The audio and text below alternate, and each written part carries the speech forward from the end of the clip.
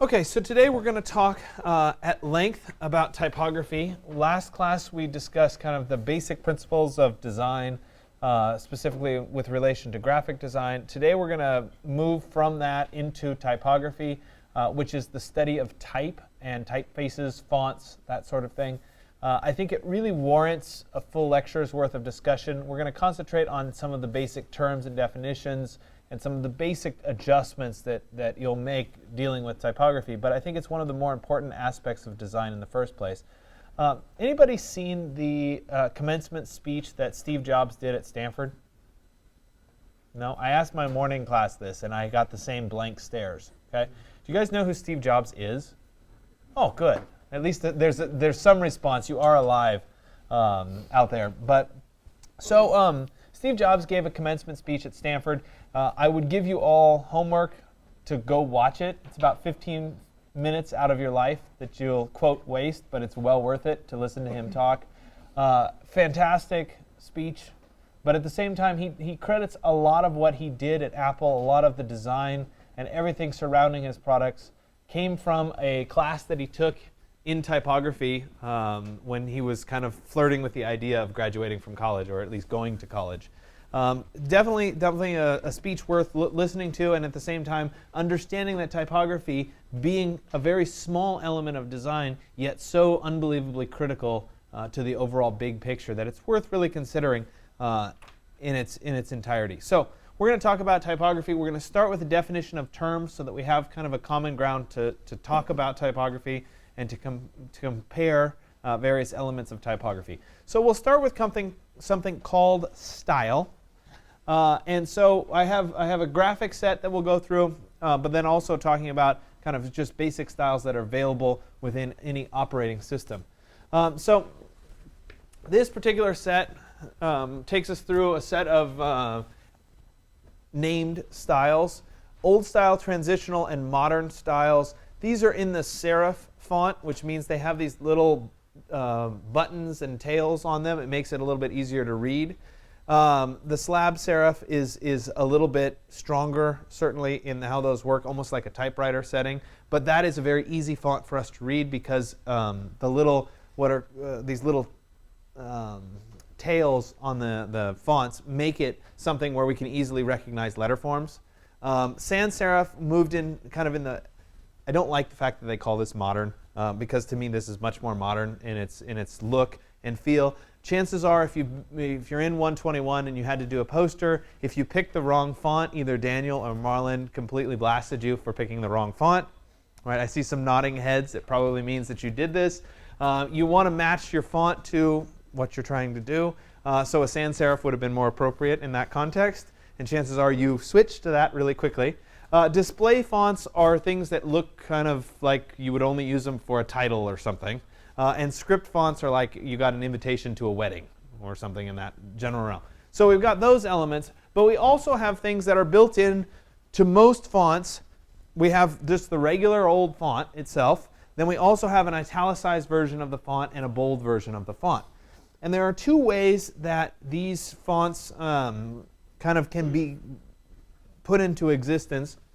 One is through the operating system, which means you go to the edit menu and you select bold, or you go to the edit menu and you select italics, or, and this is kind of a little bit of a gray area because sometimes in some programs when you do that, you go to the edit menu and you select bold, you end up getting the font family version of bold, which is what you really want. The other way of doing that is under the font menu, sometimes you'll look at, say, Times New Roman or Helvetica or Arial, and there will be Arial bold and Arial bold italic and Arial italic. And those are designed by the typeface designer to be that particular type or style of font. Okay? So these styles are used to provide contrast and emphasis. Right? Maybe you have a quotation or a citation or something in your English paper and you want to kind of call that piece out. You might make it italics, etc.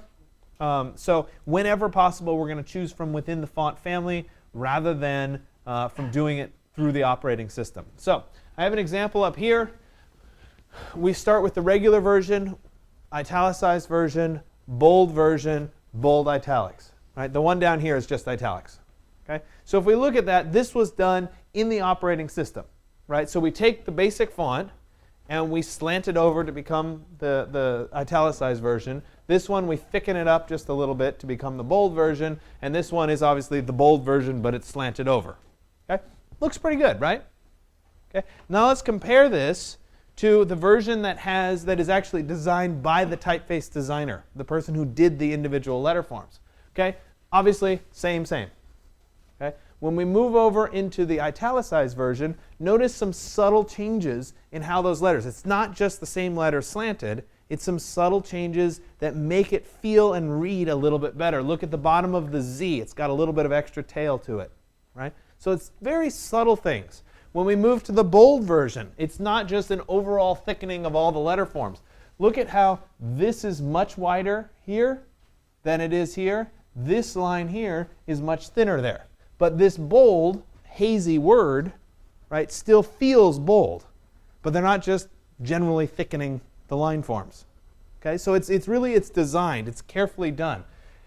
This upper one is a combination of the two, right? So we have a bold italicized version. Again, very different than just the bold slanted version.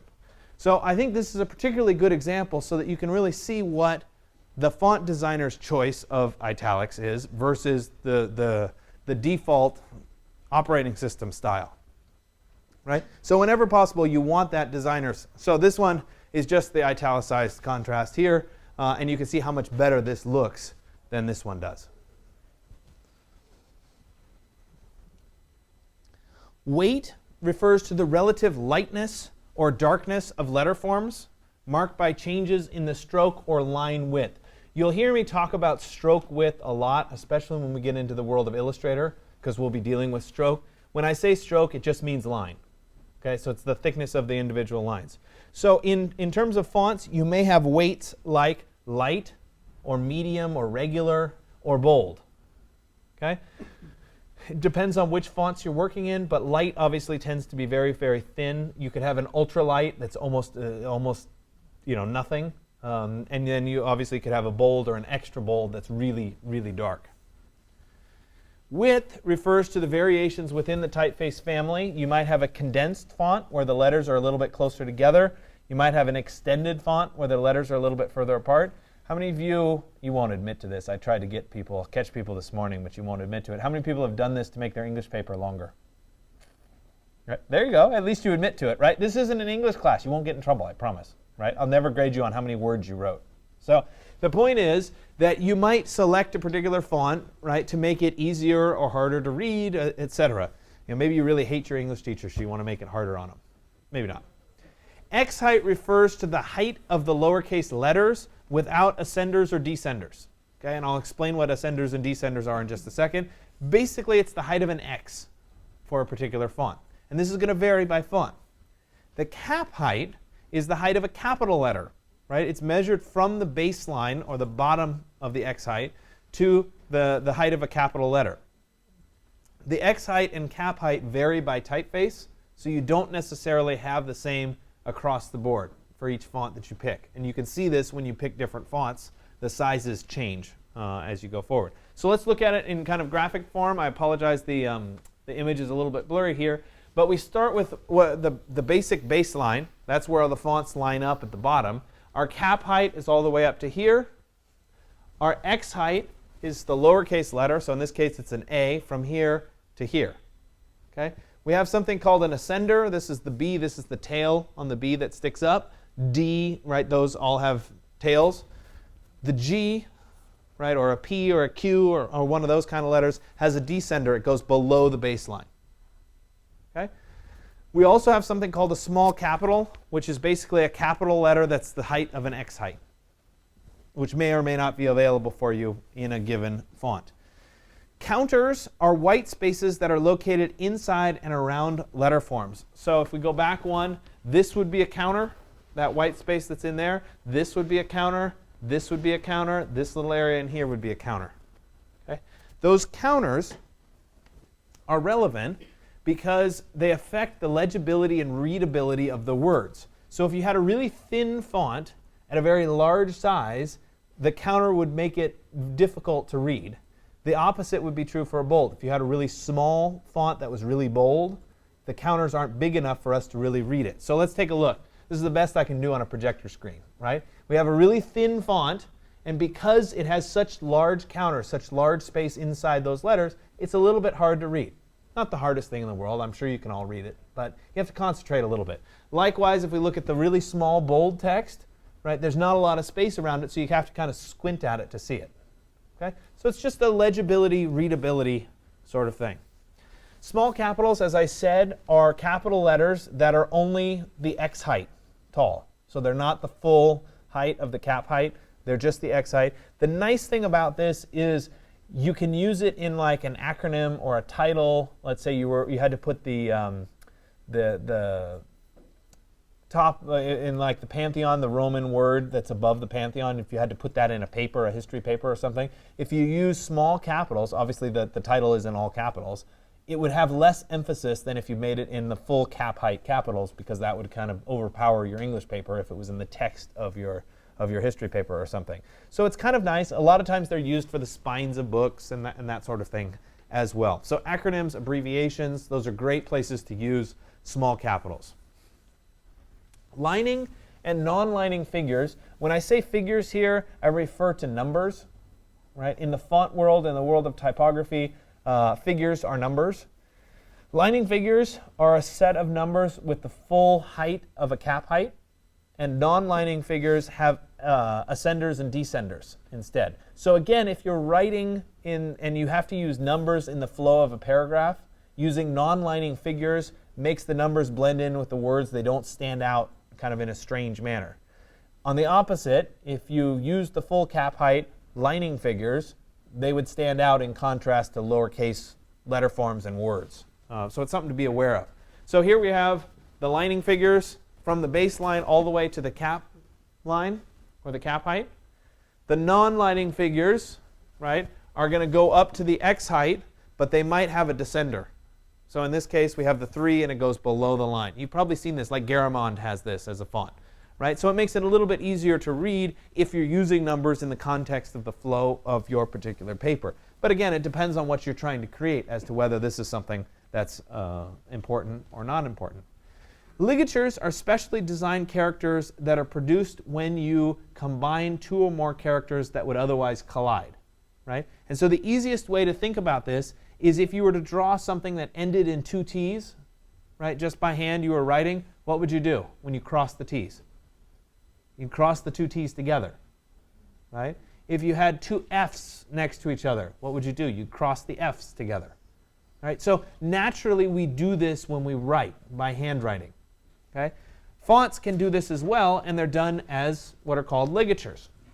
So up here at the top, we have our standard ligatures. There's more than just these, but these are good examples of it. An F and an I, when we combine them together, we get rid of the dot and we curl the F a little bit further, and that becomes the dot for the I, right? F, F, and I, we're combining them again with the line that goes all the way through them. If it was an F, F, and an L, we'd have the combination of the letters. Notice that the 2 F's are not the same height anymore. One's a little bit shorter than the next. It helps in the readability of this particular word form. When we get into these discretionary ligatures, these are not necessarily going to happen, but they might happen. And it kind of depends on the scale of the text and what the actual document was that you were trying to create. Sometimes they can be a little bit ridiculous, like this S and T combined together. Probably not necessary, but it can happen, right? Some of these other ones, again, a little bit unnecessary to have the G swoop up into the dot for the I, but this does happen, and it can help our readability a little bit as we go through. The Q and the U, I actually really like this. Transforming this to have a little bit more of a tail to connect these 2 letters together. It's kind of a nice, subtle form.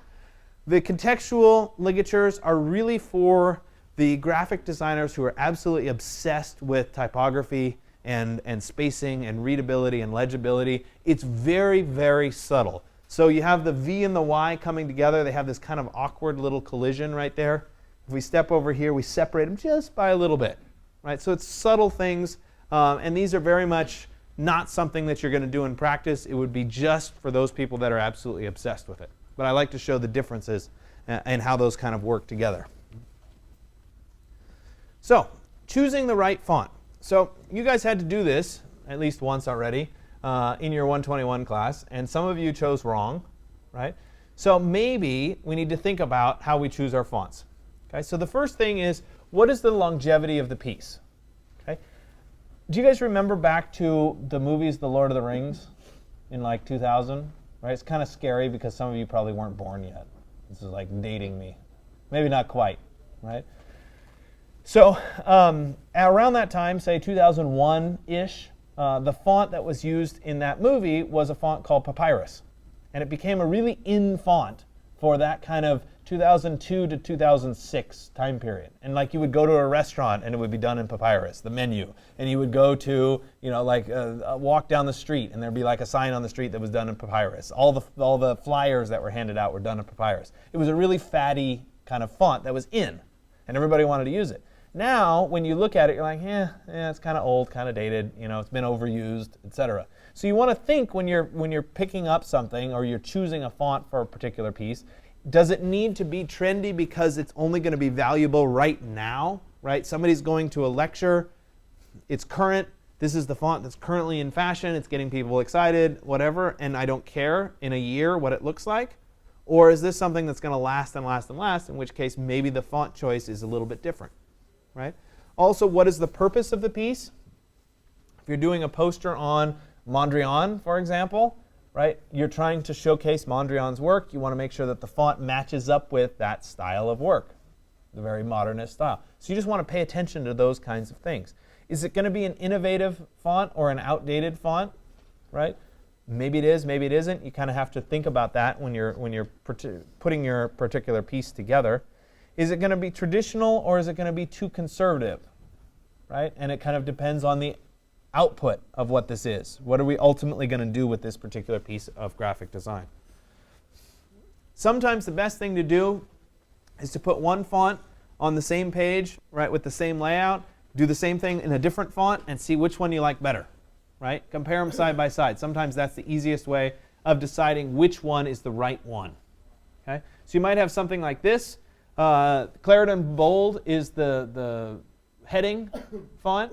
And then we have two different examples of the same text, right? Well, close to the same text. And then in two different fonts. One's New Bakersville, one is Officiana Serif, right?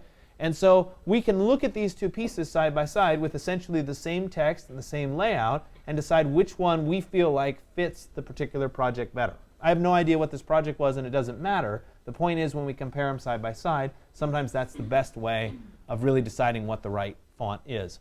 So I throw this up there just because it's fun. This is a play on the periodic table of elements, obviously. And they set it up with kind of your basic fonts at the top in your sans serif, and then we move our way down into our serif fonts, and then ultimately into our Old English kind of style fonts, and then we have the true script fonts at the very bottom. But it's kind of an interesting way of seeing kind of how the various fonts are related and how they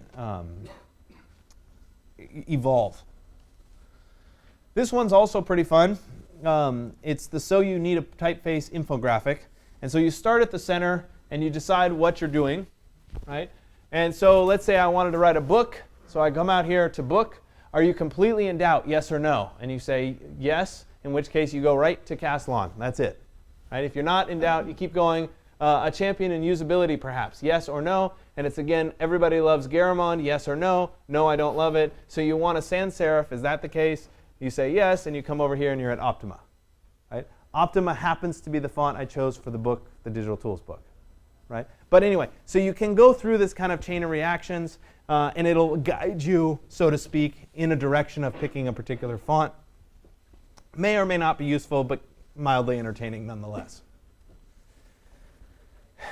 We can do almost everything with a single font and or that font family. So let's say we picked Helvetica New within that font just by varying the size of the typeface and the bold or italic version of that typeface. We can create all the hierarchy we need within a particular font grouping or on a particular poster or design project. Sometimes, though, we want to add two families together to complement each other. Generally speaking, there are some rules to how you do this.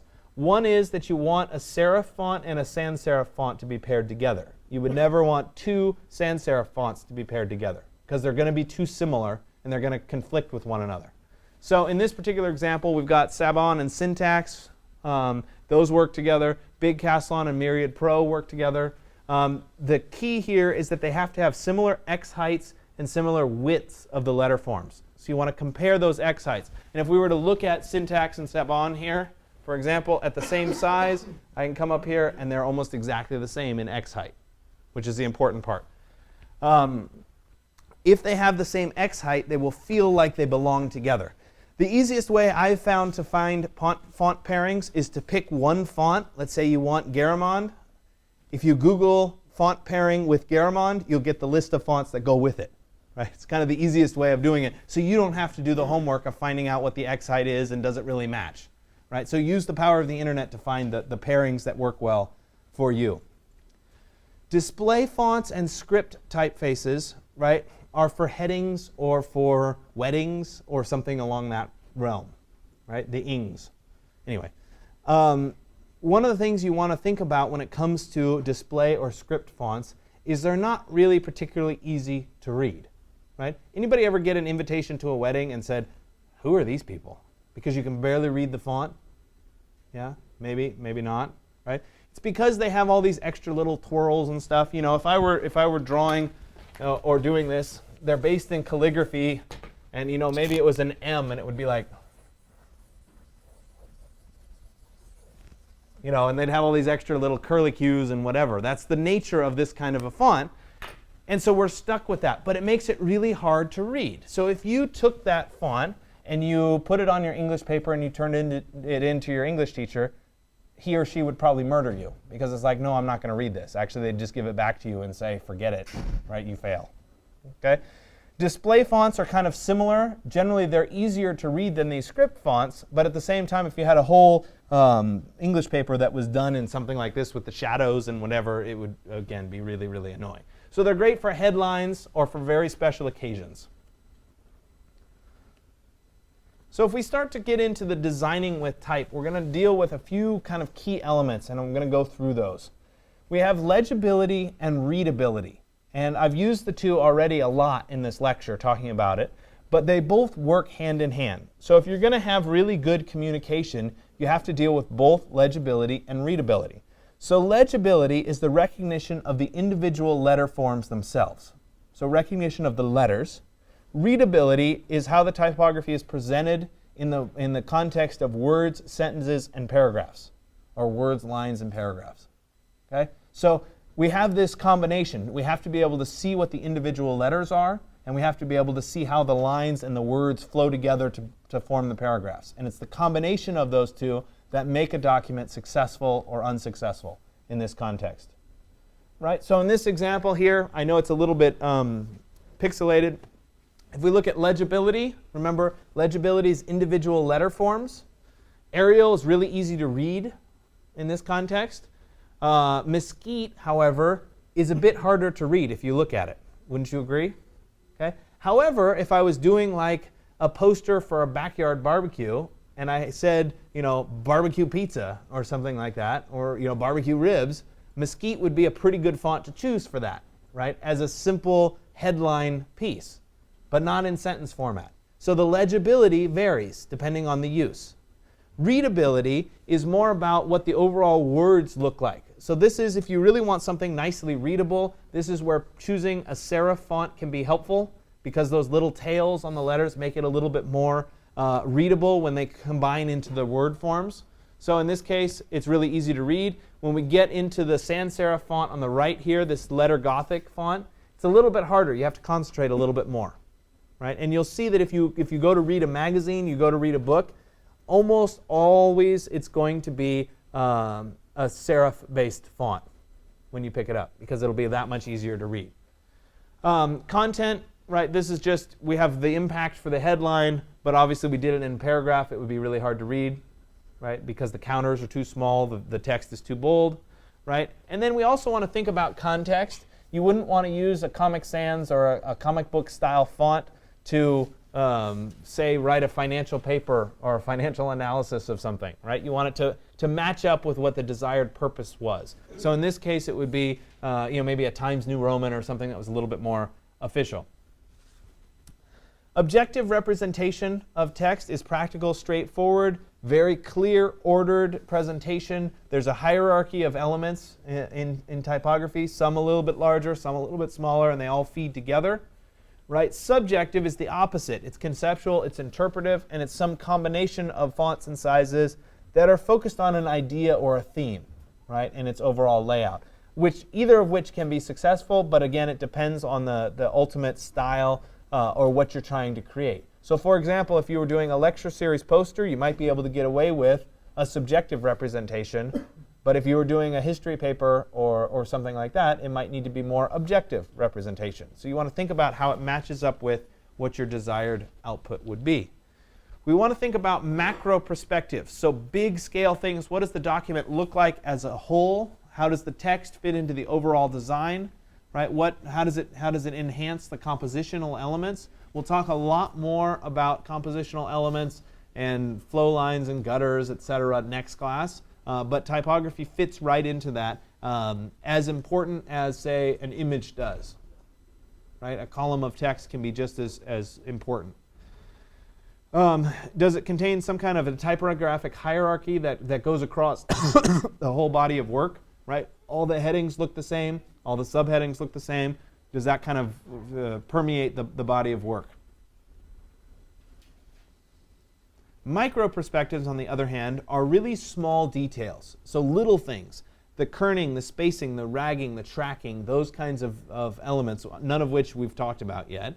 Those are the small scale, the little stuff that can make a big, big difference. They ensure the really clean, crisp presentation. Right? And they can really separate good work from not so good work.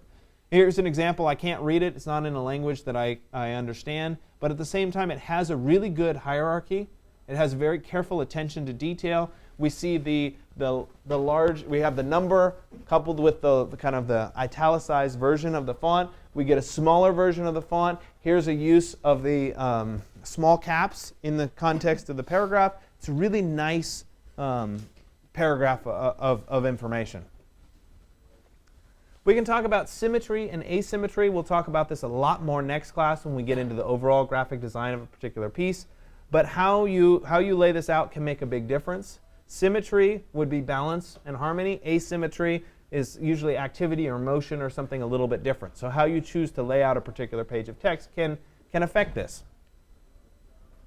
Alignment is the horizontal and vertical position of the typography within the margins or within the bounding box that you're working within.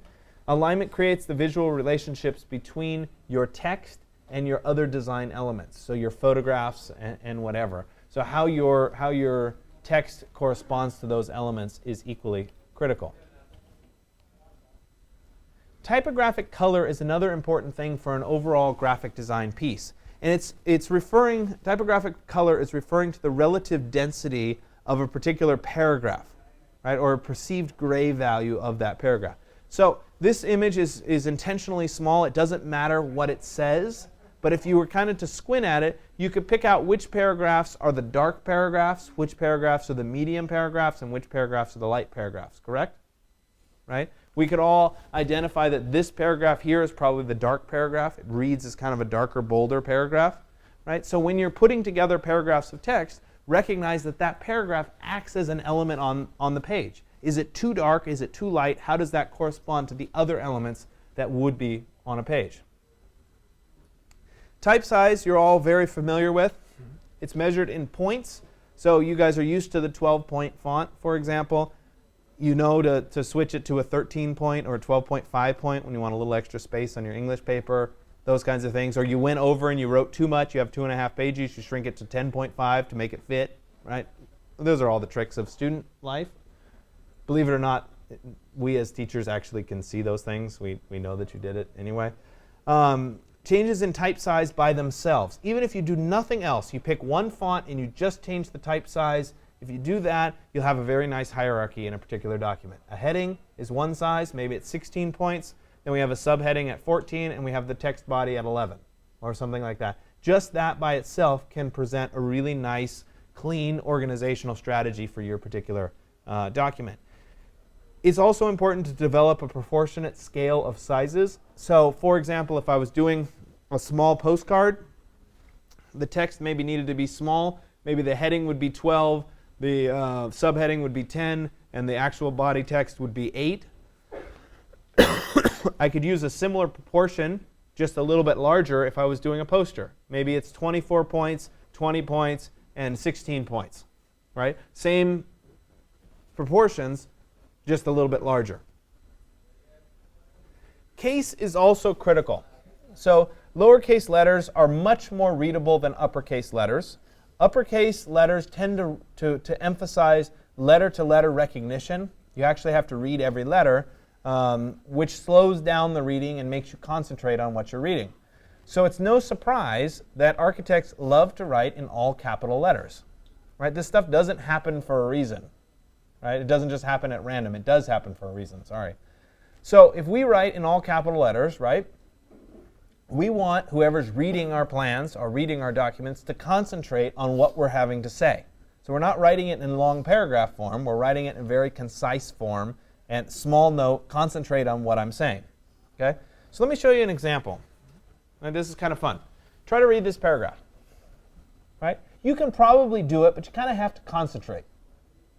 Right? However, if I took this paragraph and I switched it into lowercase, pretty reasonable. For example, it doesn't matter in what order the letters in a word appear. The only important thing is that the first and last letter are in the right place. The rest can be a total mess, and you can still read it without a problem. Right? So maybe I've had a little bit more practice with this paragraph than you, but believe it or not, I don't have it memorized. I was just reading it. The point is that our brains are trained to recognize overall letter forms or word forms. Right? So if we look here at example, right? Starts with an E, ends in an E, has a little bit of a descender here and a ascender here. We recognize that as a word, even if the letters are a little bit out of order. Our brains are smart enough to do that. If we go back to this and we look at example here, same word, same spelling, but it looks like a big box. So our brain doesn't recognize the difference between example or order or letters. Right? We can do it, but we have to concentrate to do it. So hopefully this sinks in as a pretty good example of how the letter forms themselves can make a difference. So what you choose to make capital versus what you choose to make lowercase can be huge when you're designing, say, your portfolio and what you're talking about in your particular portfolio. So you want to concentrate on that. Kerning is adjusting the spacing in between individual letters. Right? It's used to correct unwanted letter collisions or to mimic kind of how we would naturally write a particular word. It allows the text to flow and read smoothly. So a good example is TY. If we were actually writing out by hand TY, we would naturally put the Y underneath the tail of the T. Right? So if I told you all to do TY, this edge of the Y is always underneath the T. Okay? It's just natural. That's how we would write. When we're doing a font, sometimes the font puts the T and then the Y over here, right, where they're separate by a space. These are too far apart, and it can look awkward. Right? So if we look here, it's too much space. Right? The Y needs to go underneath the T, so we can adjust it by adjusting the kerning between these two letters. So it's a letter-by-letter choice.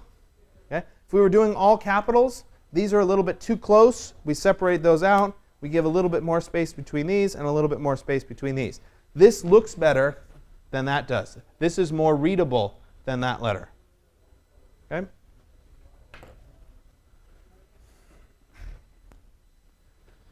Tracking, on the other hand, is a lot like kerning. Kerning being between individual letters. Tracking has to do with words. Right? Words, lines, and paragraphs. So it's going to adjust the space and make the overall paragraph or the sentence easier to read. So, right, we've talked about the ways to cheat your English teacher out of knowing that you needed more space. We've talked about first putting your font into an extended font. Okay, telltale, easy to do. Right? The second one was to increase that font size by a little bit. Okay? So throw those two ideas out. Not a good way. Okay? Instead, what you do, see, this is a valuable class. I'm teaching you how to make your papers better. Okay? So what you do is you change the tracking and you make your words a little bit longer. And when your teacher says, what did you do? Why is your paper a little bit too long? You say, hey, I increased the tracking so that it'd be more readable for you. Right? I'm just trying to help you out. Maybe not. Anyway, it improves the readability of a particular sentence. It can make it harder to read if the words are too far apart. But if we adjust it to a reasonable amount, it can make that paragraph much easier to read, which is the important part.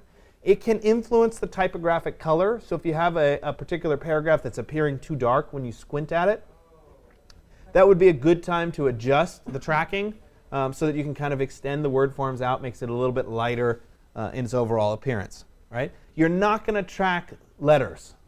Right? This is just words, lines, and paragraphs. Okay? Kerning is for between the letters. And chances are when I get into InDesign, I'll mix up the two. Right? The important thing is that one is between letters and one is between words and paragraphs. Leading is essentially what Word calls single space, double space, right? 1.5 space, etc.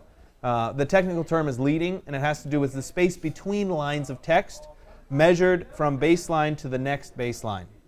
So when it says double space, right, what you're doing is you're taking the point size of the font and you're doubling it. Thanks for closing that. Thank you. They were getting a little loud. We're taking that point size and we're doubling it. So if you wanted double space and you had 12-point font, your leading would be 24-point, baseline to baseline. And I'll show you this live in InDesign in a little bit. Right? If you have a tall X height or a heavy typeface, you probably need more leading than you would if you had the opposite. Okay, so it just depends on your particular case. InDesign has something called auto mode that will automatically adjust. It's like 1.2 times whatever the normal line is.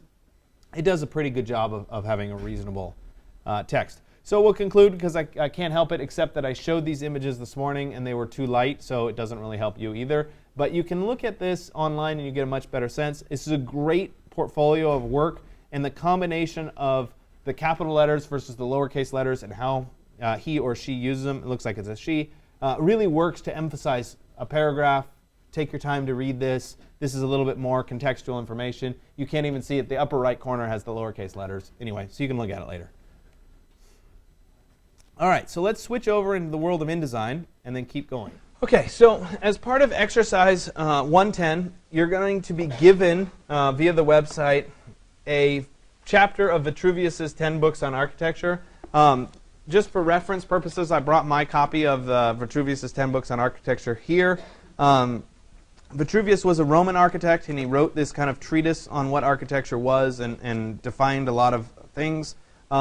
This version is particularly nice because it was annotated after the fact. I'll try to hold it in the light so you can see it, maybe. So it has a bunch of drawings that go with it that kind of explain everything that he's writing about. It's kind of cool. If you're interested, you're welcome to look at it, but I wanted to at least show you that. The point is that we need something as a document that we can work with today that you don't have to sit there and write. Like I said, I'm not here to make you write an English paper or something, so we're just going to use a particular document. If you go to the course website, and of course I forgot to log in, so you have to bear with me for a second.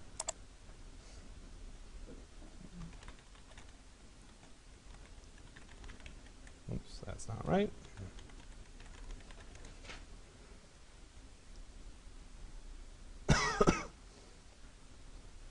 There we go. And you go to today's exercise, which is 110.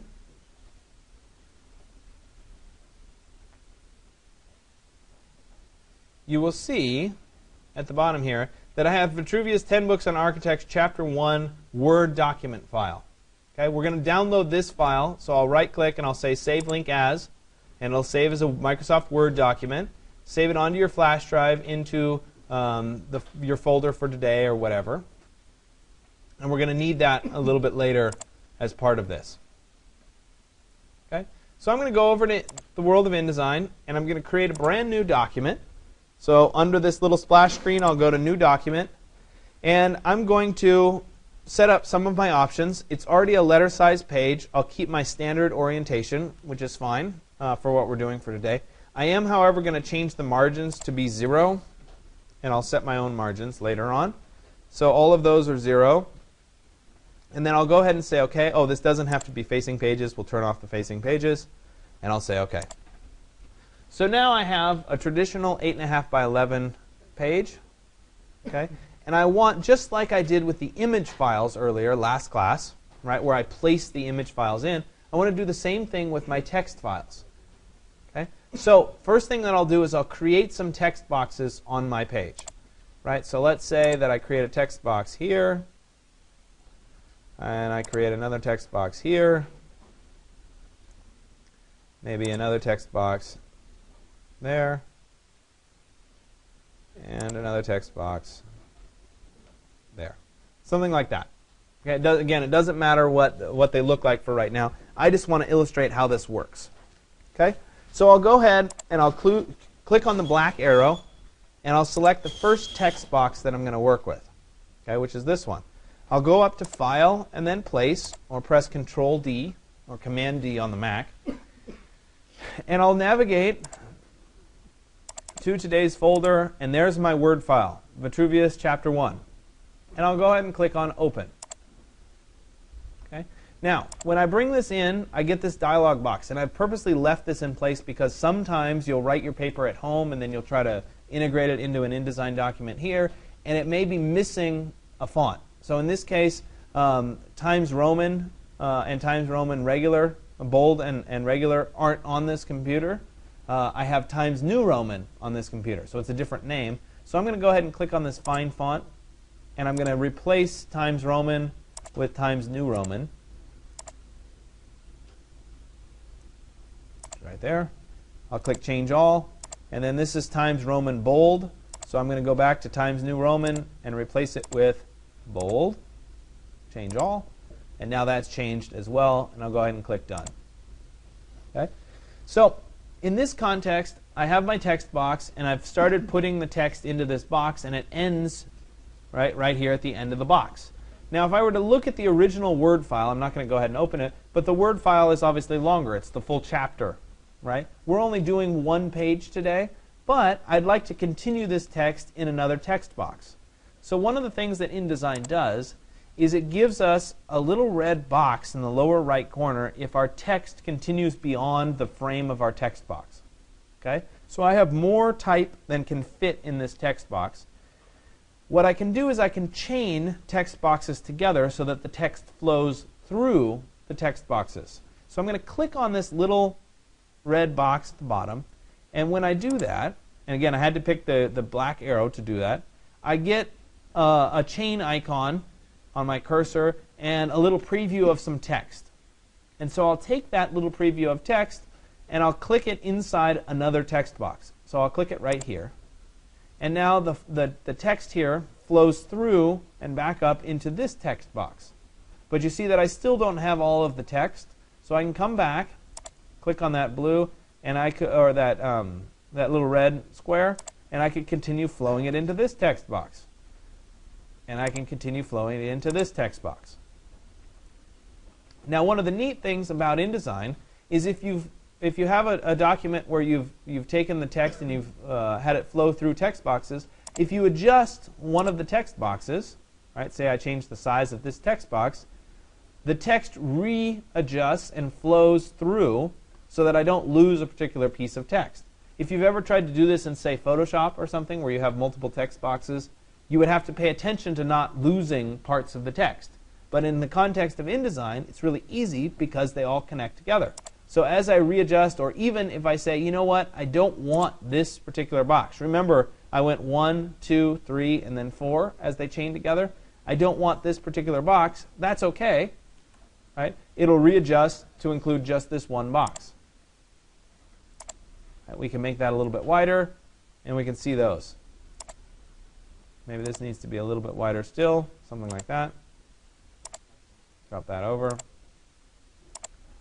Drop that over. Maybe I wanted instead to have a little bit more space at the top of the particular page. Right? I can drag this down, give myself more space at the top of the page, like that. So you see how it adjusts depending on the size of the text boxes. For the context of what we're doing today, it doesn't excuse me, it doesn't matter that we continue on to multiple pages, but I could just as easily add another page to my document, add another text box, like that. Go to the first text box, right? Click my black arrow, click the little red box in the corner here, move to the second page, and continue the text flowing into that. So you have lots more text than can actually fit on a given page for the context of what we're doing today. Okay? So it's just important to recognize that these then chain together, and as I adjust one or the other, right, it automatically flows in the correct order, which is the important part. So now let's start to look at the text and the fonts themselves and what options we have available to us as part of InDesign. Okay? So I'm going to look right here in this first chapter, this first paragraph. I'm going to zoom in a little bit so that we have it a little bit larger on the screen. And I'll start with the font. And I'm actually going to get rid of this link file that came with it. There we go. And we'll start with the top here. And we'll look at the font for this particular document. So if I were to select chapter 1, right, I have to select the text first. I can come up here to the ribbon that goes across the top of the page. And the one other thing I want to do, because we're dealing with typography specifically today, I'm going to switch from being in the Essentials workspace, which is probably what yours may or may not say, and I'm going to make sure that I switch into the Typography workspace to give myself the full options to the typography here. All right? So I'll select the text. I'll come up here, and this is where I can change the overall font. So right now it's in Times New Roman. Maybe I want it into some other font, Berlin Sans. Okay? And so the font has now changed. So now I have kind of a heading font. I'd like this to, again, be kind of a subheading. So maybe I'll decrease the size of this to be down. Okay? So now I have that. In both cases, this and in this, the text is bold. I could change it out of being bold and go back to regular, something like that, if that was my desired outcome. The font size is the next listed here. They are both currently, this one's in 16 point, this one's in 12 point, which works out okay for me. I'm happy with that. Below that is the leading. This is the spacing in between the lines of text. So I'm going to change that leading. I'm going to select this first text here, and I'm going to decrease the leading. And you got to love it when it doesn't do what you want it to do, right?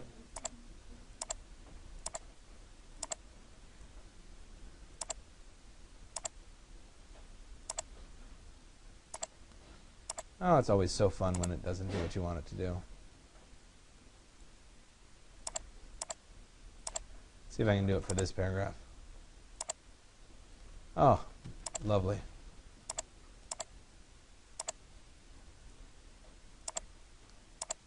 There we go. Of course it's doing it now, right? Let's see if I can get that one more time here. Nope, apparently it doesn't like me. I'll sort out what the problem is to be able to make that adjustment. As I come over here, I have the ability to deal with a few other things. We'll start here with the kerning, or the spacing between the letters. And in this context, I want to look just at where it says Chapter 1, at the spacing in between the letters, and make any adjustments that seem necessary. So there seems to be a need for more space between the T and the E here. So I'll come up here and I'll increase the kerning between those two. Generally, if you work your way across the letter forms in a space by space, I would only do this for the actual title. Right? I wouldn't spend too much time on anything but the title. That was probably one too many.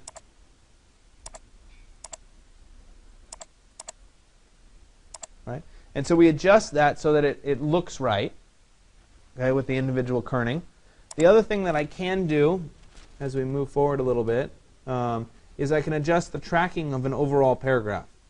So I'll come down here and look at this as a whole paragraph, and I can adjust the tracking, which is here, right, which increases the length or the spacing between the words and or the readability of that particular piece. So if I were to zoom out, right, so that we looked at this smaller, the tracking here is very different than the tracking here. And it could or could not make it easier to read. It depends. You kind of have to have a look.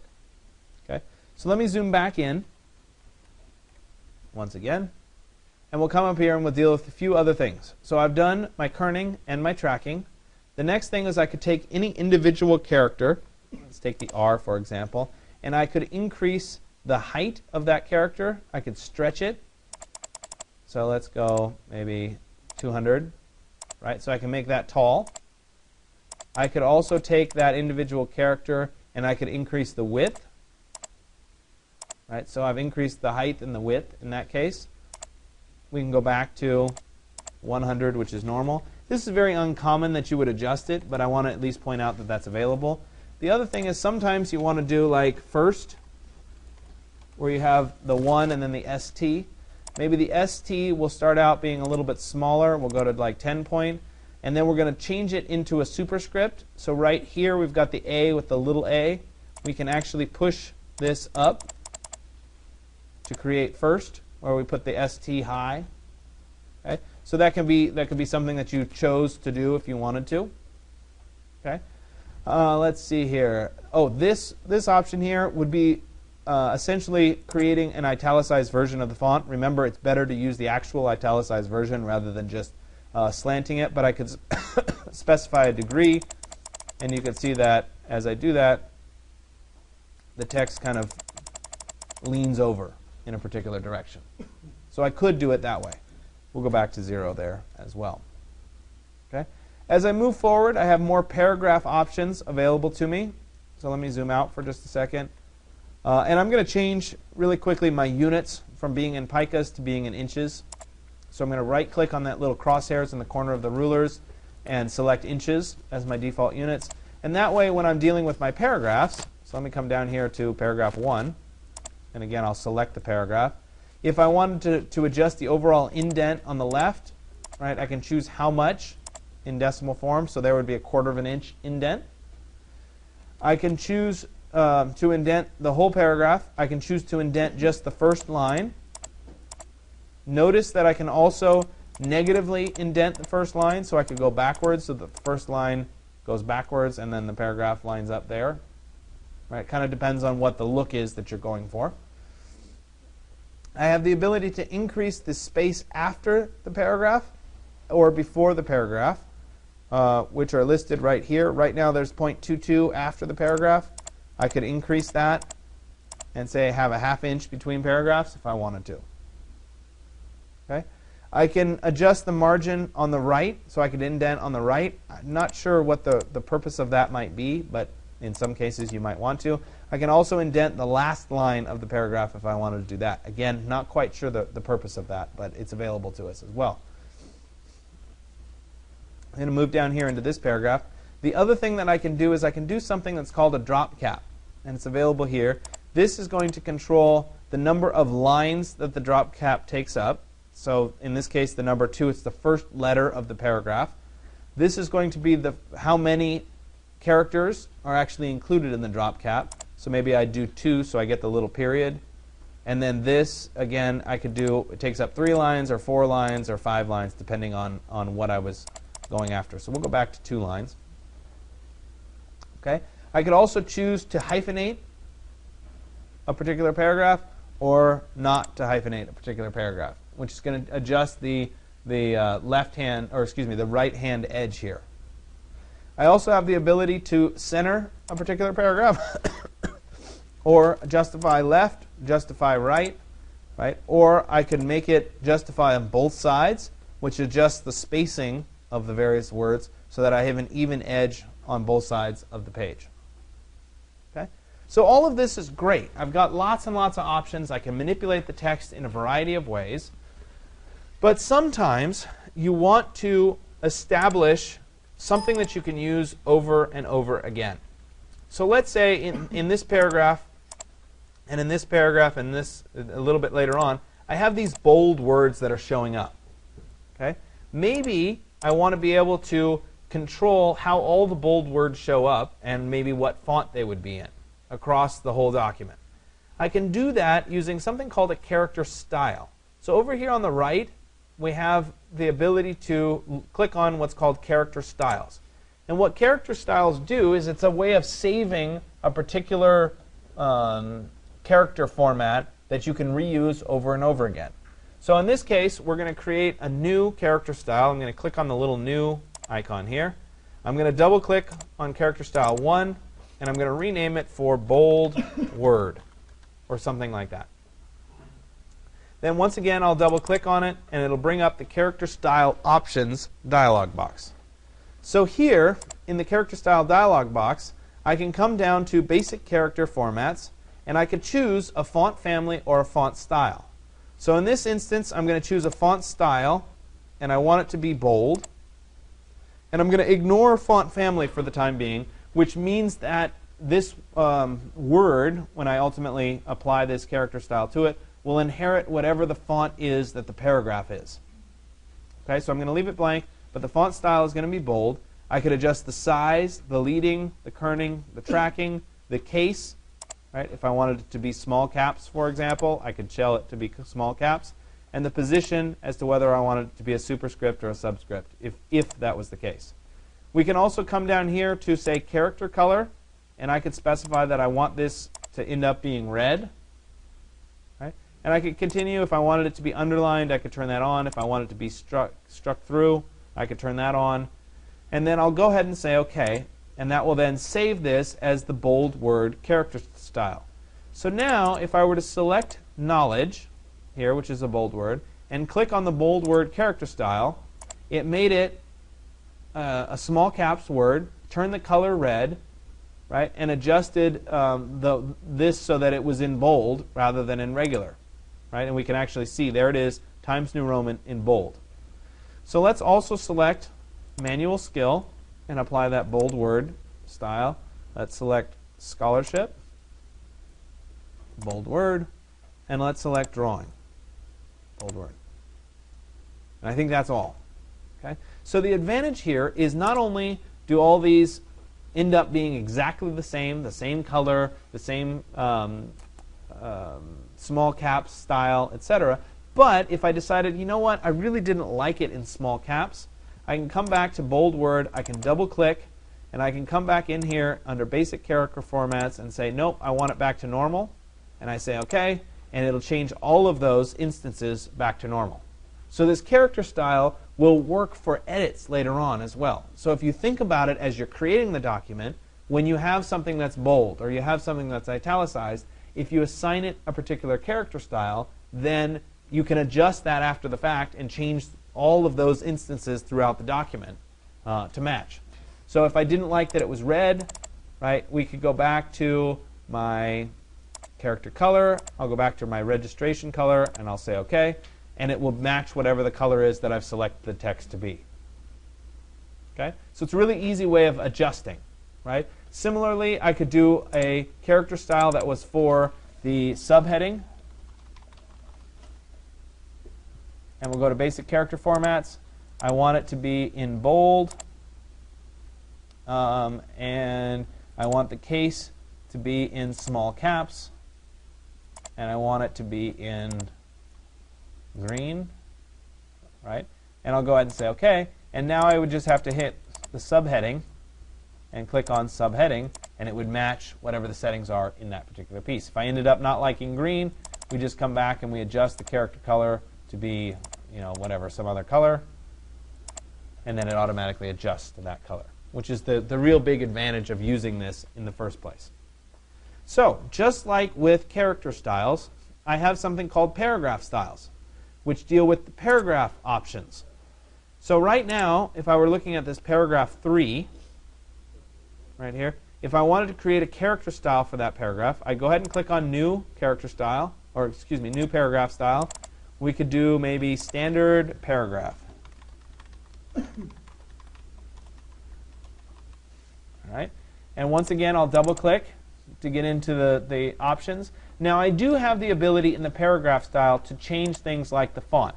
Generally speaking, I stay away from those so that I don't make any edits to those. However, when we get to indents and spacing, this is where I could adjust the indent to be 1/8 of an inch on the left, or maybe let's do 1/4 of an inch in the first line at minus 1/4 of an inch. Right, so that first line will stick back.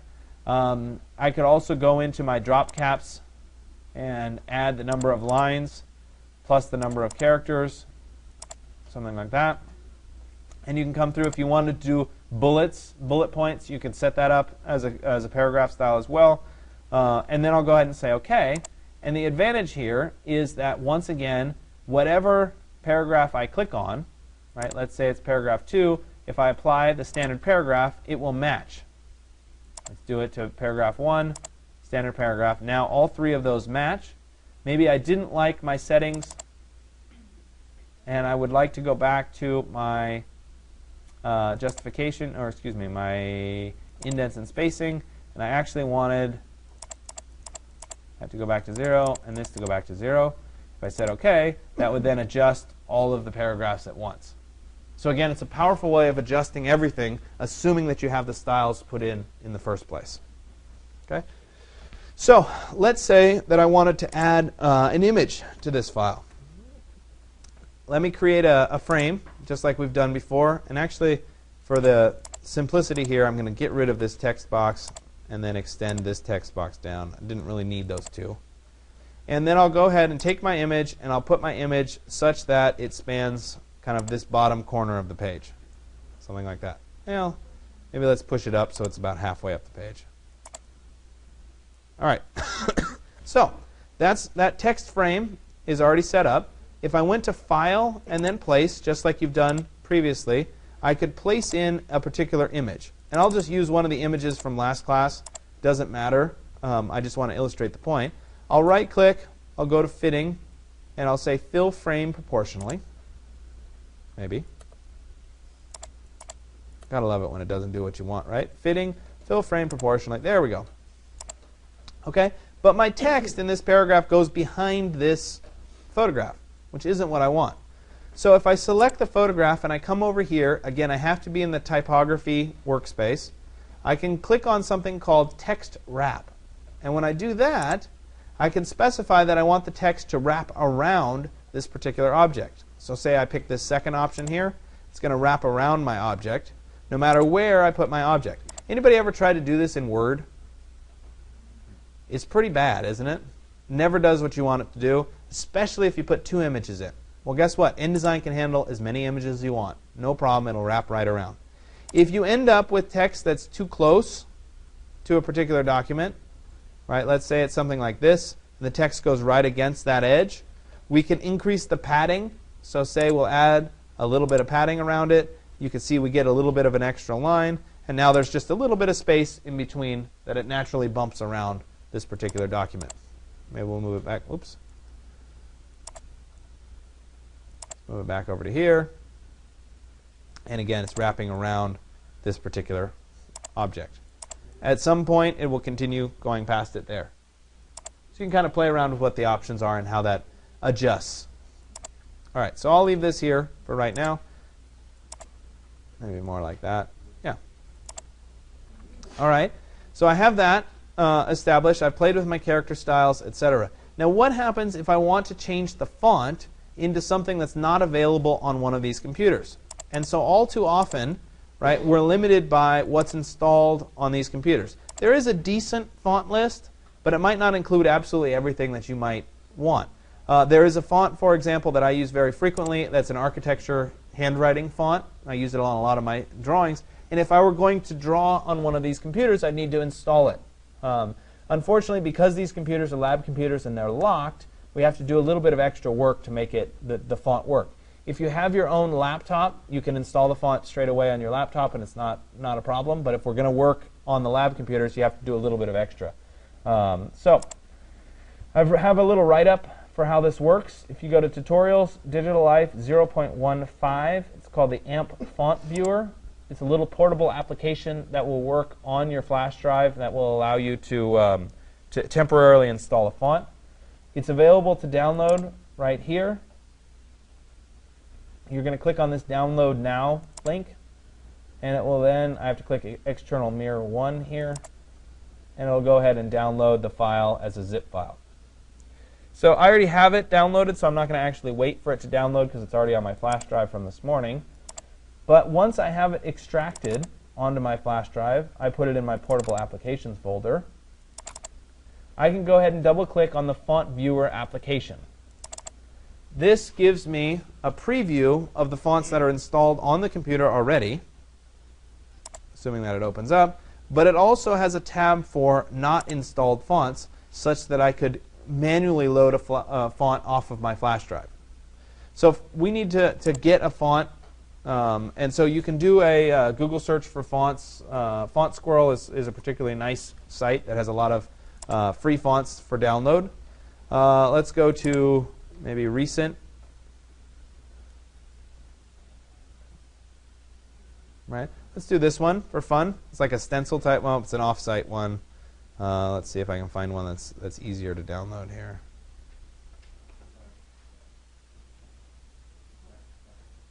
All right, maybe this one, Norwester. So I'll go ahead and download it. It's going to come down as a zip file. I need to make sure that I extract this onto my flash drive. So I'll right-click and say Extract All, and then I'm going to put it in a fonts folder. In an ideal world, it would show up under your resources folder on your flash drive. So there's my resources folder. There's my fonts folder. And I'll go ahead and stick it right there. And let's extract the file. There it is on my flash drive. So now I can go back to Font Viewer here. I can go to my resources folder, then to my fonts folder, and there is that font that I just downloaded. I can then click on the Install Font Temporarily, and that will put it on the system for a temporary amount of time. I have to leave this application open, which is the one downside of this, because if I close it, the font goes away. The other factor is that because InDesign is already open, and because we're working on Windows instead of on a Mac, it won't automatically update and have that font listed yet. So I actually have to save my work. I'll go to File, Save. And I'll save this as exercise 210. I'll close InDesign. Then I'll go back and I'll open InDesign again.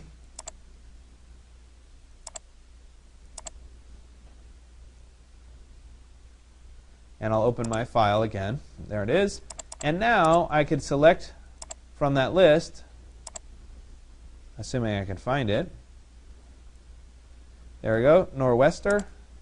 And I can then use that particular font. Okay? So the advantage here is that if you have a particular font, especially a display font or a script font that you really want to use on your poster or something, this is how you would be able to load it on your lab computer instead of on your home computer. Generally speaking, if you're on your home computer, double-click the font and it'll install it for you. It might ask for your password or something, but it's a really easy installation process. We have to go through these extra steps, unfortunately, because it's a lab computer and it's locked. So it's just something that we have to go through. I did also have pointed out that there is 2 part 3s on the handout. The part 3 that's the word art part was meant to be cut out. It was my mistake. It's stuck around. It's not on the online version. It's only on the handout version, and somehow I missed it. So you can safely skip the first part 3, right? And then you can actually export your work as a JPEG and post that by the end of class today. Again, the idea is to get very comfortable with type, what fonts you're choosing, how they flow together in InDesign, and how you set up custom character styles and paragraph styles. You will want both character styles and paragraph styles when you get to your poster and when you get to your final portfolio as part of this class. Those will help you a great deal. So you want to start thinking about how to create them now in this kind of practice stage of the exercises. Are there any questions? No? All right.